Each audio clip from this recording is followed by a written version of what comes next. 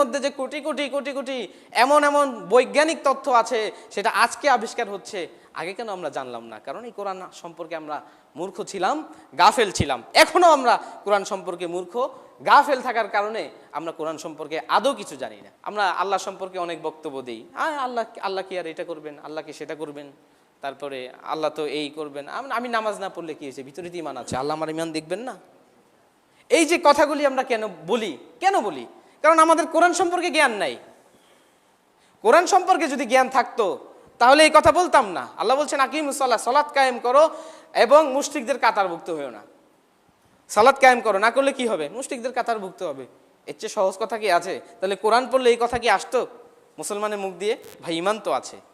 কোথায় ইমান আছে ভাই? আমি 7 দিন 8 দিন গোসল করি না সপ্তাহে, মানে এক সপ্তাহে গোসল কোনোদিন, আমি মানে সপ্তাহে 1 দিন গোসল করি অথবা গোসলই করি না, কিন্তু আমার গায়ে কোনো গন্ধ হয় না।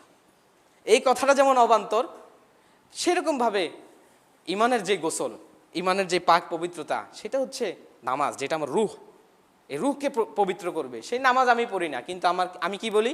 আমার অন্তর কিন্তু পরিষ্কার। শয়তানের ধোঁকা। শয়তান কিন্তু অনেক চালাক। তাই শয়তান কি করছে? এই কিতাব থেকে আমাদেরকে দূরে সরিয়ে রাখছে, এই কোরআন থেকে। এবং কোরআনের ভিতরে প্রত্যেকটি আয়াত এক একটি বিজ্ঞান, প্রত্যেকটি আয়াত এক একটি মহাবিজ্ঞান। এই পৃথিবীকে দিশা দেওয়ার মতো এক একটি আয়াত এই কোরআনে। এই কোরআন থেকে শয়তান দূরে সরিয়ে রাখছে। অতএব কারাতু কিতাব আল্লাহ, আল্লাহর কিতাব কি করতে হবে? পড়তে হবে, এটাকে স্টাডি করতে হবে, এটাকে বুঝতে হবে, অনুধাবন করতে হবে। তখন ইনশাআল্লাহ এই জাতিটা হেদায়েত পাবে।